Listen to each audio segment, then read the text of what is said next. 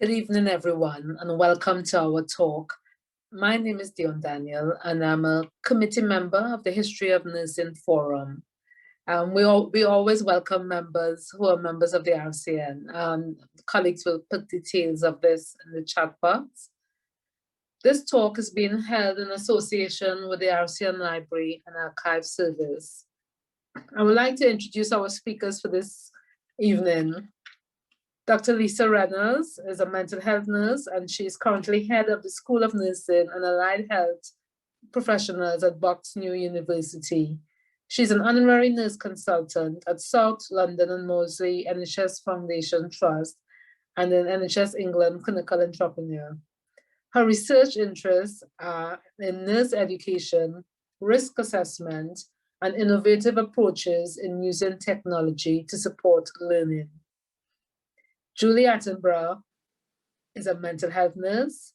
She is currently Associate Professor and Director of Student Recruitment and Admissions at the School of Health Sciences, City University of London. Her research interests are in the professional identity of nursing, work-based learning, and the use of storytelling in healthcare education. I'm really pleased to introduce this talk by Julie and Lisa, and nurses who have challenged the status quo. And I think you find, if you've had the perception of nurses as meek and mild and going along with the norms, this will challenge those perceptions. Enjoy the talk and see you after the event. Thank you. Very, very warm welcome to everybody. And it's great to see so many people here, certainly from all over the world. So we're absolutely delighted to be here and to thank the RCN for inviting us and Dionne for giving us such a lovely warm welcome. So I'm Julie Attenborough and my colleague Lisa Reynolds is here as well. Thank you. So in this talk, we're going to highlight the stories of nurses who throughout history have protested, fought, disrupted, and sought to change established norms and to make a difference. We will be celebrating nurses who took control of their own direction, those who may be less well known. So they may be less well known in certain contexts. They might be well known in nursing, but less well known outside of nursing, or particularly well known in a country, but not in another. But nurses all that have made an impact in their time and whose voice we would like to listen to and to build on. So this is not a comprehensive historical account. It is based on our passion for raising the profile of these obscured nurses. So we are highlighting a small number here who we feel are important, but that we recognise that there are many more heroic and radical nurses who we have not included or not been able to include, or who have been forgotten. And more work needs to be done to raise awareness of them and to tell their stories. And hopefully our talk will encourage you to highlight some of these stories as well. So just to start by acknowledging three very famous nurses, and I think that the lives and work of Florence Nightingale and Ethel Bedford Fenwick, who Ethel Bedford Fenwick campaigned tirelessly for the registration of nurses, and Florence Nightingale established nursing as a profession, are pretty well established, and most people probably have heard of them. Mairi Seacole, probably more recently, has been recognised for the work that she undertook in the Crimean War and subsequently to that. So we just start by acknowledging them and thinking about the nurses we're going to talk about in the context of their lives as well. So the quote on the left, stepping out of the shadows and demanding to be heard, is from an article written by Barbara Stilwell. Barbara was promoting the International Year of the Nurse and Midwife, which was 2020, as part of the Nursing Now campaign for the World Health Organization. I think that's what we're hoping to do, is to get the nurses out, some of these nurses out of the shadows, people you might not have heard of, and others that you will have done. And it's so fantastic to have nurses here from the United States, because we're focusing on the one of the parts we'll focus on is the role of nurses and some of the extraordinary things that nurses did in the American Civil Rights Movement. So these are the broad categories that we'll be looking at: the fight for women's suffrage, the role of some nurses in wartime, some of the nurse pioneers, and the nurses promoted the care of marginalised patients. And then finally, we're going to go on to look at some of the courageous nurses in the present day. So the first nurse we're going to focus on is a nurse called Catherine Pine. Now, we know quite a lot about Catherine Pine because she had a close relationship and nursed Emmeline Pankhurst, who was a leading suffragist in the United Kingdom. So the work that's been done to document Emmeline Pankhurst's life includes quite a bit about Catherine. But this extraordinary photograph is taken of Catherine Pine in Woking. Catherine Pine is the person in the nurse's uniform, so that's how you can recognise her. The two men to her right are police officers who've come to arrest Emmeline Pankhurst, who's sitting back on one of her colleagues. And Catherine was trying to protect her patient in that situation from being arrested. So Catherine established a nursing home to care for suffragettes after they'd been released from Holloway prison, and some of these women had the most horrendous injuries and digestive problems as a result of forced feeding. And Catherine lived till 1941. When she died, she left a medal that she'd been awarded by Emmeline Pankhurst, which was a special suffrage medal to Catherine, who could never take part in a lot of the demonstrations because she feared being arrested and losing her nursing role. So she was given a special medal to show the work that she'd done, which was bequeathed to the British College of Nursing.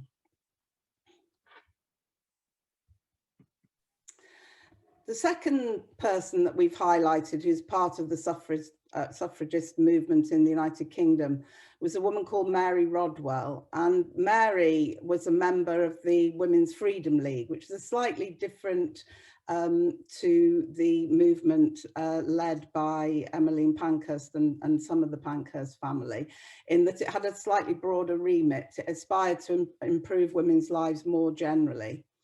And Mairi was a member of the Queen Alexandra's Imperial Military Nursing Service, and she died in 1915 while she was on the hospital ship, the Anglia. So she was caring for a lot of wounded men.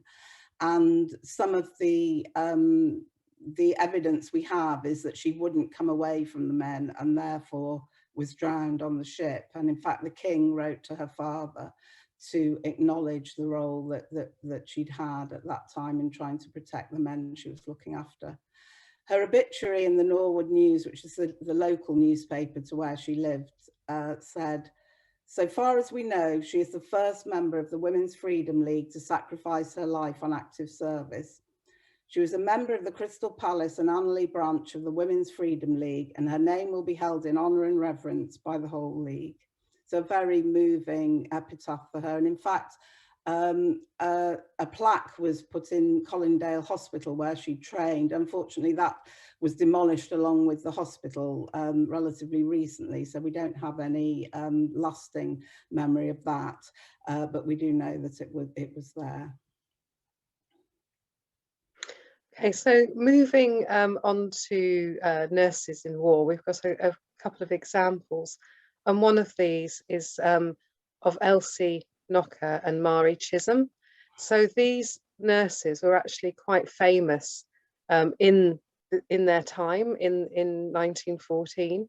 And they actually started off with a love of riding motorbikes and being motorbike dispatch riders. They later joined the ambulance corps in World War I in 1914, but felt that they could do more good being closer to the front line. So they actually raised their own funds, which created part of their fame, and established their own dressing station, which was just 100 yards from the front line of the trenches in Belgium. And they worked together to move the wounded soldiers from the front line and bring back the dead. Often there was little room, they propped the dead up on the floor and then had to take them to the mortuary on their own. So you can imagine how grisly those sights must have been for them. And there's an extract here from Mairi's diary in 1914, and she was just 18 years old. One sees the most hideous sights imaginable, men with their jaws blown off, arms and legs mutilated. And when one goes into the room, one is horrified at the suffering, which is ghastly. I could not believe that I have stood these sights. So at some point in the war, unfortunately, Elsie had to return home because there was a gas attack and she was affected. And in that gas attack, actually, their dog shot, unfortunately, died as well. But their dog actually warned them when they were under attack, and was very clearly remembered. So in 2014, there was a life-size statue of Elsie and Mairi unveiled in Belgium at Ypres with their dog to remember the work that they had done, and really so they could remember just how valuable that work was, and quite amazing at the time. And I think one of the things my sister-in-law, who I think is here tonight, reminded me was that these two women after the war came back and they couldn't even vote. I mean, that's, after all that service, that's how little, was thought of women at the time. So what an extraordinary contribution they had made. So another extraordinary nurse in wartime was Mabel Staupers, which some people I'm sure will be familiar with her. And she was a woman who campaigned strongly for the inclusion of Black nurses in the US Armed Forces, in the Army and Navy during World War II. And during this period, white nurses were effectively employed, and employment wasn't open, or there was little employment for Black nurses, to the extent that that there was a consideration to draft white women to join the nursing corps rather than to employ Black nurses who wished to be employed. So her goal was achieved essentially in 1945, when the Armed Forces Corps then accepted applications regardless of race. And what we have to remember as well is, even when Black nurses were employed, they were often given roles which were seen as less favourable, such as looking after or caring for the prisoners of war rather than for the wounded soldiers. And Mabel was a very active member of the National Association of Coloured Graduate Nurses, which was an organisation which was dissolved after segregation was removed in the armed forces in 1948, and eventually that organisation ended in 1951. And in that year, her fight against discrimination was recognised with her being awarded a Spring Arm Medal for the National Association for the Advancement of Coloured People. So now looking at more pioneering nurses, and not necessarily in wartime or through suffrage, we wanted to highlight Chief Kofoworola Abeni Pratt, who was a nurse born to a very prominent Nigerian family in 1915. And she really wanted to be a nurse from the outset, but her father didn't approve of nursing as a profession for her. So she became a teacher and worked for several years in that role in Nigeria. In 1946, she came to the UK from Nigeria and became the first Black student to attend the Nightingale Training School for Nurses, which is still there at St Thomas's Hospital. And she was the first Black nurse to work in the NHS. She'd suffered some racism while she was there, and there's some documented reports of other nurses supporting her when patients refused to be treated by her. She returned to Nigeria in 1954 and then became co-founder and president of the Professional Association of Trained Nurses of Nigeria in 1956, and went on to lead the first Nigerian delegation to the International Council of Nurses, to their Congress. She was instrumental in establishing university education for nurses in Nigeria, so she really raised the status of nursing there and took on a lot of roles which previously hadn't been available to Nigerian people to do. In terms of even nursing sisters was a job that was blocked. And then she became, very impressively, the Minister for Health for Lagos State and in 1975 was awarded a chieftaincy title. So that's why she's called Chief Kofoworola, for the services that she'd given to her country. In 1973, she was awarded the Florence Nightingale Medal and made a Fellow of the Royal College of Nursing in 1979. So moving on to pioneering nursing, and I'm sure there'll be some resonances here with what's happened in relation to the pandemic and the work of nurses, particularly on the front line, to care for patients, and the impact it's had on nurses as well in relation to the care that they have provided. So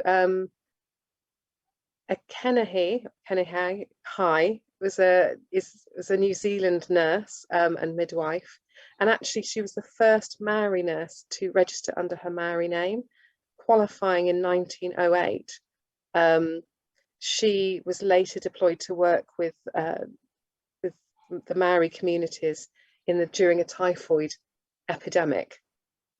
So she had a lot of challenges here, I guess, that were echoed with some of the other nurses we're talking about, where they had to balance her own values or the values of her community with those that were from her nurse training, and bearing in mind the kind of colonial nature of that training at the time, and the push to instill particular values that would have been incredibly challenging. She worked tirelessly with the community, and with very limited resources, she set up she set up a tent hospital to care for people with typhoid in isolation away from the rest of the community. She insisted on drainage systems being put in, homes being moved to higher ground, and later advocated for the building of cottage hospitals, and one in particular for the Taranaki Maori. However, sadly, only 2 years after she qualified, she had permission to go and nurse her family members, and then she herself contracted typhoid and died in 1910. But even in that very short career as a nurse, she had a significant impact, and she's remembered in New Zealand by the New Zealand Nurses Organisation that has an award in her name for those nurses that made a significant contribution to Maori health. Our next nurse is Betsi Cadwaladr, which I'm sure many people have come across. And she's an extraordinary woman and nurse who was born in Bala in Wales. She was brought up as a Welsh speaker and then learnt English when she went to work as a maid when she was only 9 years old, later running away to Liverpool and becoming employed in domestic service for sea captains, and travelled the world and had a number of exploits.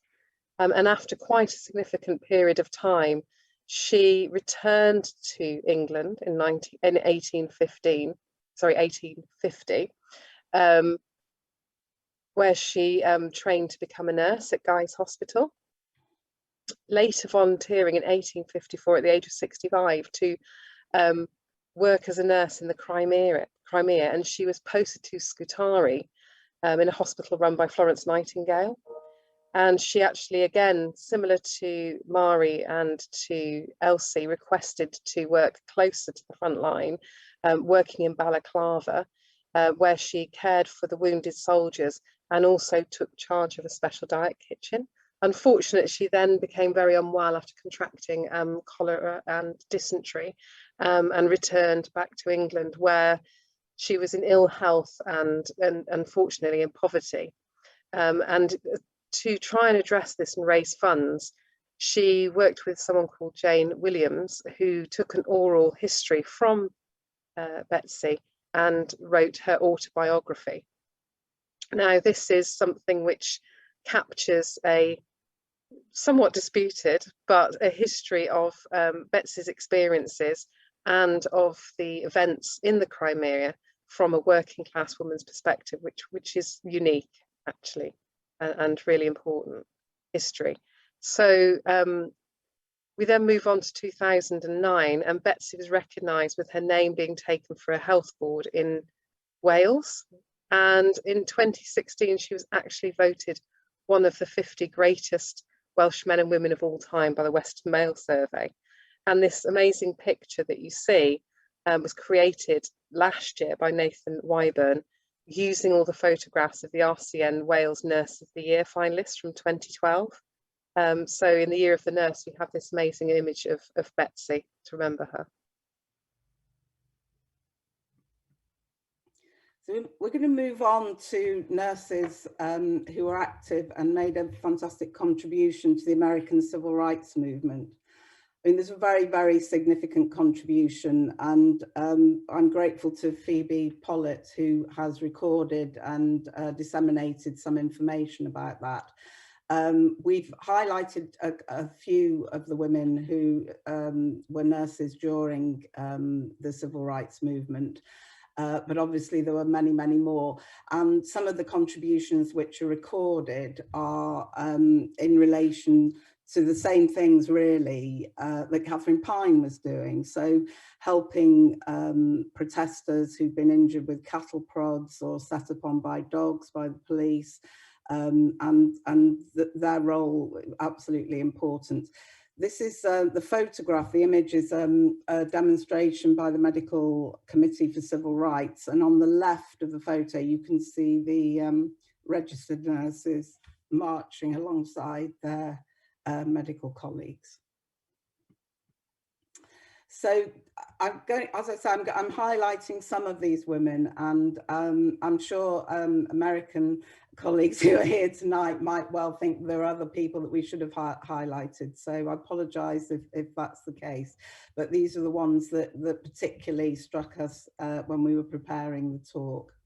So the first one is Brigadier General Clara Adams Elder, who was born in 1939. And as a student nurse, she took part in the sit-down protests at Woolworths at the white-only lunch counters, where she went down with 3 of her colleagues and ordered a meal but was refused service. And Clara relates very movingly what that actually felt like, sitting there for an entire shift with just being absolutely refused service. She had qualified as a nurse in 1962 and joined the US Army Nursing Corps and rose there to, very impressively, to the highest rank of Brigadier General. As far as her nursing itself was concerned, she achieved 2 master's degrees, one in military arts and the other in medical surgical nursing. And this incredible woman continues to work for racial and gender equality in the US Army and more generally in society.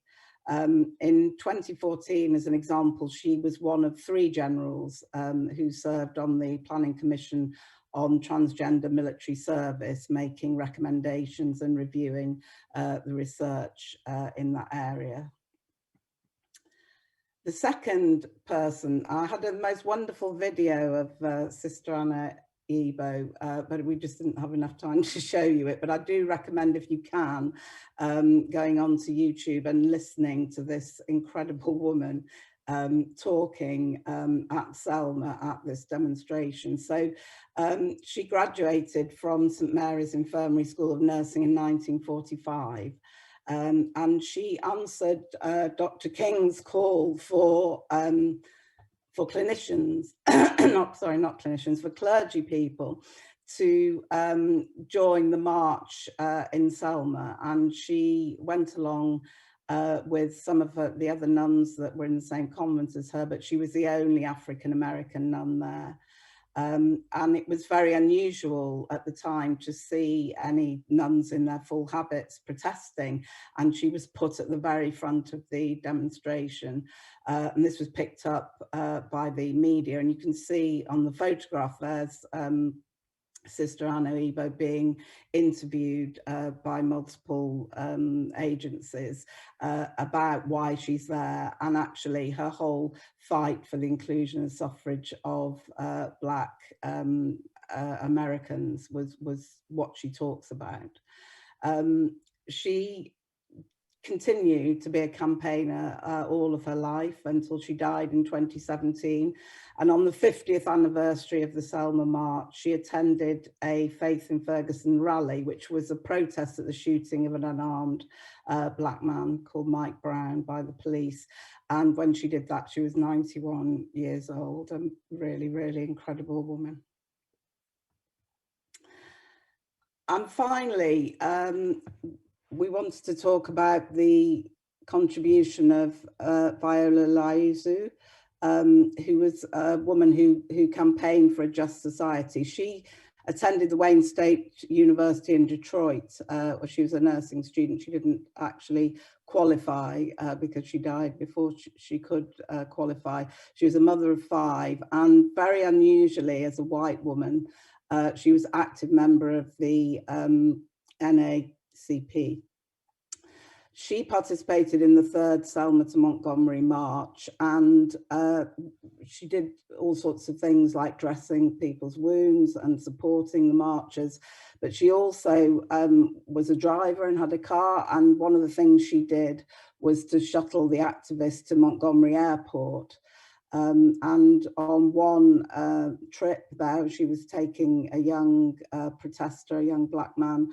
She was murdered by some men in a car. There were 4 Ku Klux Klan members who pursued her, and it transpired that one of them was an undercover informant working for the FBI. So her killing caused an absolute outrage, and her funeral was very well publicised. It was attended by Dr. King, and then after her death, unfortunately, there was a terrible smear campaign about her personal morality, her dedication to her drug use, to her children and drug use, to the extent that the fact that she didn't have drugs in her system at the autopsy, there was lots of evidence that all of this was not true. So in 1978, her children did a Freedom of Information request to find out what had happened, really. And this revealed that the FBI director, J. Edgar Hoover, had initiated the smear campaign of mistruths to detract from the role of the FBI informant in the murder. And in that time, her children had been threatened. There was a cross burned on their lawn. They had to live with guards for years. Viola has been honoured in 2019. This beautiful statue, which you can see here, I get to see the whole of it, but she's in bare feet and she's got flowers around it. It's a really beautiful statue. That was unveiled in Detroit, and in 2015 she was posthumously awarded an honorary doctorate from Wayne State University, and the nursing scholarship at that time was created in Viola's honour. Okay, so moving on to nurses that cared or promoted the care of marginalised patients. One of the probably better well-known mental health nurses, particularly in the UK, is that of Annie Altschul, Professor Annie Altschul. She came to the UK from Vienna shortly after Vienna came under Nazi rule. So she moved here to avoid or to kind of escape that particular regime. And making a difference, she became or trained to become a general nurse at Epsom Hospital, or that area, later joining later trained to become a mental health nurse and then moving into education. Whilst working as an adult nurse, she was shocked by the treatment that the medical and nursing staff gave to travellers or the travelling community, often not letting them visit the people that their patients, their relatives. And she advocated the importance to really consider the relationships between nurses and their patients and how we can use that therapeutic relationship. And this was particularly after she qualified in mental health, but she, throughout her career, challenged authority or controlling cultures, particularly when she saw that, you know, those patients were becoming marginalised or treated less favourably. And she did talk about mental health nurses in a way feeling that they were particularly drawn to caring for what she referred to as the underdog, or those who were disadvantaged, and challenging cultures that kind of marginalised people. She became a professor of nursing at Edinburgh University and continued her work there, and has continued to influence, I think, the education of nurses in the UK. And one of the things that she said was that the moral strength of a nation is evident in how well it treats its most vulnerable citizens, and that very much rings true today, and something which is really important to reflect on in terms of how decisions are made, both within our communities and also much more widely. So another nurse, which certainly if you trained in the UK you'd be very familiar with, would be Felicity Stockwell, and her work was certainly part of my nurse education. And she was both an adult and a mental health nurse who worked within a large London teaching hospital, and while she was there she undertook basically an observational study of how different patients were cared for, and found that some patients who were deemed as less valuable or less attractive, less engaging than others were avoided, and the more conforming or the patients that followed the rules or followed the expectations of a patient were given the time which should have been spent on those patients that were avoided by the nurses. So they were very much choosing, consciously and unconsciously, which ones to focus their time on. And those that were avoided, she found, were those that were foreigners, people who were mentally unwell, patients who didn't show gratitude, those who didn't follow the rules, essentially, and they were discriminated against. And this very much challenged the kind of broadly held view that nurses were caring and, you know, supported and advocated for their patients, and broke that perspective and very much caused the nursing profession to reflect critically on itself and practices and what was happening. And in the exposing of that negative side of nursing, Felicity felt that she had to leave London, that she couldn't continue to work because of the impact of her publication, The Unpopular Patient. However, she continued to devote her life, and I'm sure continues to improving the care and treatment of people with mental health problems. So moving up to nearer towards the present day, again, some of these pictures will be very familiar because they will have been in the press. So this one is of Alex Wubbels, and she was prior to this particular incident, she was well known for being downhill skier in the Olympics. So she's an Olympic skier, and she later then became a nurse. She was working on a burns unit at the University of Utah Hospital, and in 2017 a patient who had been in a car accident was brought in, and a police officer came and demanded that blood was taken from this patient that was unconscious. Now, it required for this patient to be under arrest or for the officer to have a warrant to take this blood, and Alex refused and wouldn't give permission for blood to be taken. She was threatened with arrest. She was handcuffed and bundled into a police car, and a lot of the images that we see were from the body-worn cameras of the police.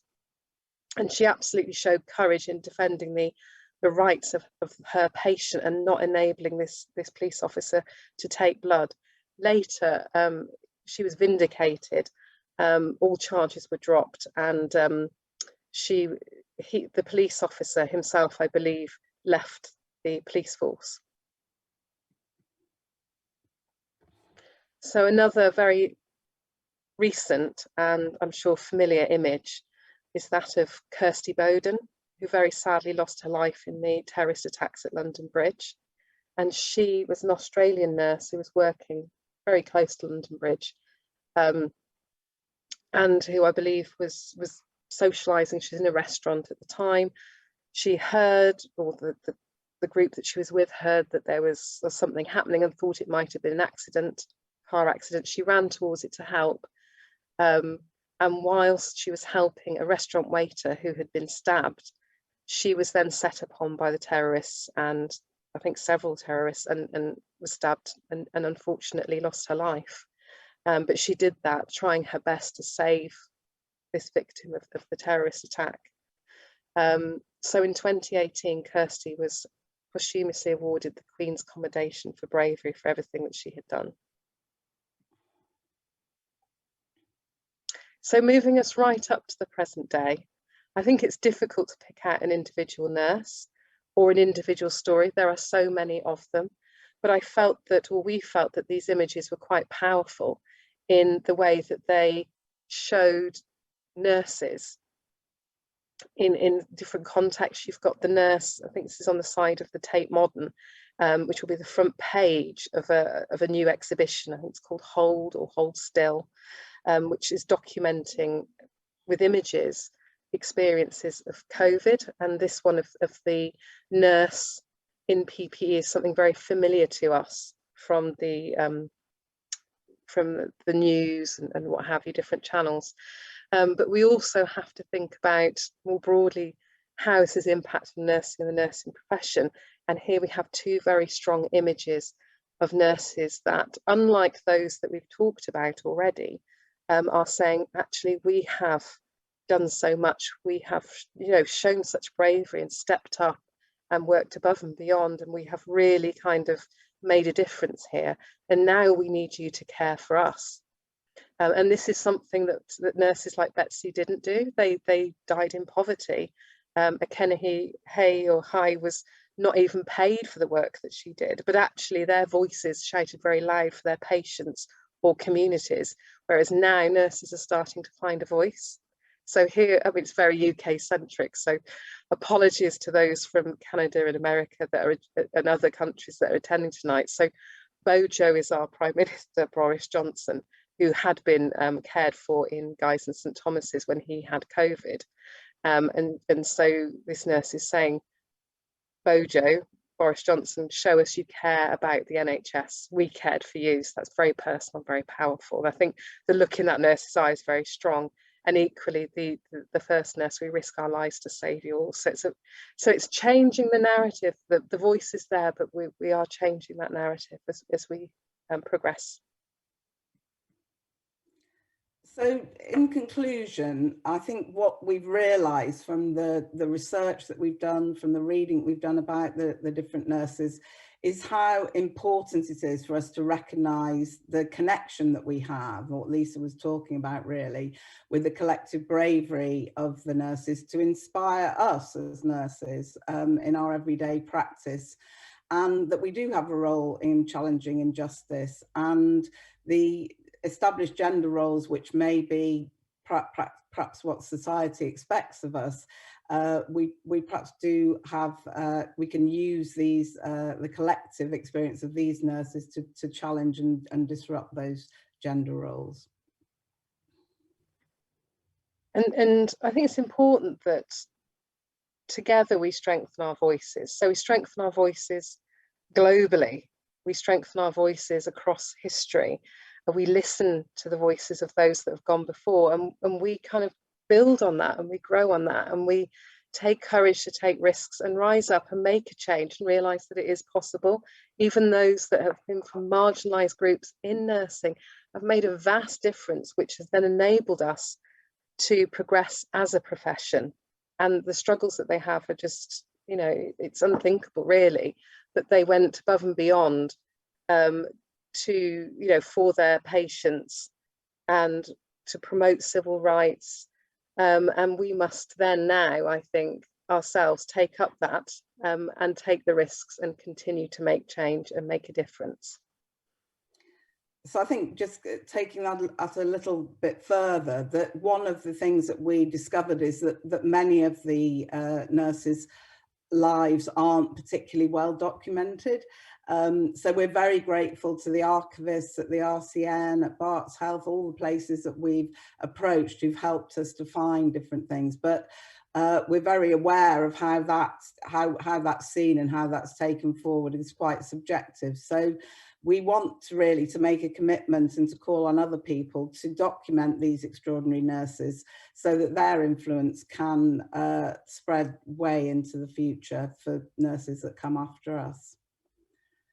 So in terms of our further education, our further considerations, we want to commit, I suppose, to documenting, publishing.